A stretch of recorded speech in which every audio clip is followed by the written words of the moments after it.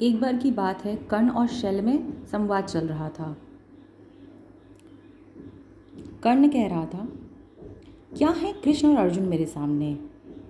मैंने इतने ही वीरों को धराशायी किया, मौत के घाट उतारा। क्या है अर्जुन और कृष्ण। अर्जुन और कर्ण का तो वैसे भी एक कंपटीशन सा चला करता था। शैल्य कहता है, कर्ण क्या सोच रहे हो तुम। क्या कौवा और हंस में कभी किसी तरीके का कोई कंपटीशन हो सकता है। पर कर्ण अपनी वीरता के नशे में चूर था।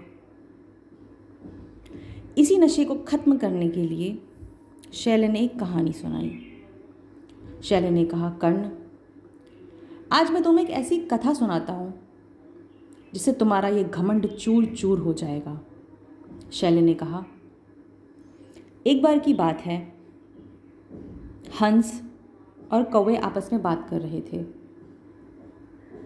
कौवे ने कहा, ए हंस, तुझे पता है मैं कितने तरीके की उड़ान उड़ लेता हूँ। हंस ने कहा, बहुत अच्छी बात है, पर मुझे तुमसे किसी प्रकार का कोई कंपटीशन नहीं करना। कौवा फिर भी नहीं माना। न जाने कौवे को किस बात का घमंड था। कौवे ने कहा, क्यों ना आपस में कंपटीशन किया जाए। हंस ने कहा, बिल्कुल, मैं किसी तरीके की कंपटीशन से कोई पीछे नहीं रहूँगा। अब तुमने चैलेंज कर ही दिया है तो मैं पीछे क्यों रहूँ। हंस और कौवे में कंपटीशन हुआ। दोनों ने एक समुद्र को उड़ करके पार करने का निश्चय किया। पर हंस तो हंस होता है और कौवा कौवा। कौवे को गुमान था कि वो तो न जाने कितने ही प्रकार की उड़ानें उड़ लेगा, पर हंस को भी अपने ऊपर पूरा विश्वास था।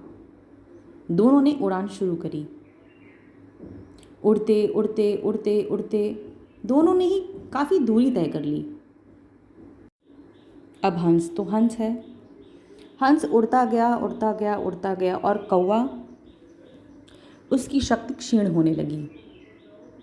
धीरे धीरे वो ऊंचाई से समुद्र के समीप आता गया। हंस देख रहा था। हंस ने कौवे से कहा, क्यों, अभी भी इस कंपटीशन को बढ़ाना है।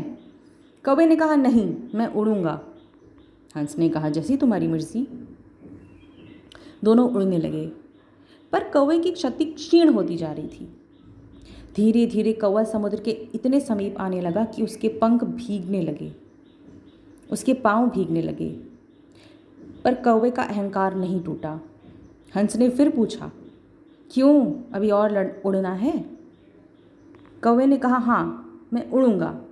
हंस ने कहा, जैसी तुम्हारी मर्जी। दोनों उड़ते रहे, पर एक ऐसा समय आया कि कौवा पूरी तरह से समुद्र में डूब गया। उसके पांव, पंख, शरीर लगभग समुद्र में के अंदर चला गया। सिर्फ मुंह ऊपर रह गया। हंस ने पूछा, ए कौवे, जान गंवा बैठोगे, हार मान लो। तब कौवा जाके माना, हाँ भाई, मुझे माफ़ करो। हंस ने तुरंत कौवे को अपनी पीठ पर बैठाया और उड़ा करके ले गया और एक सुरक्षित जगह उतार दिया। आखिरकार कौवे ने अपनी हार मानी और कहा, हाँ भाई, मैं मानता हूँ। हंस हंस होता है और कौवा कौवा। तो इस बात से हमें यह सीख मिलती है कि कर्ण का अर्जुन और कृष्ण से किसी प्रकार का कंपटीशन करना बिल्कुल मूर्खता थी। अहंकार में चोर इंसान सत्यता नहीं देख पाता। वो यह नहीं देख पाता कि वो क्या कर रहा है।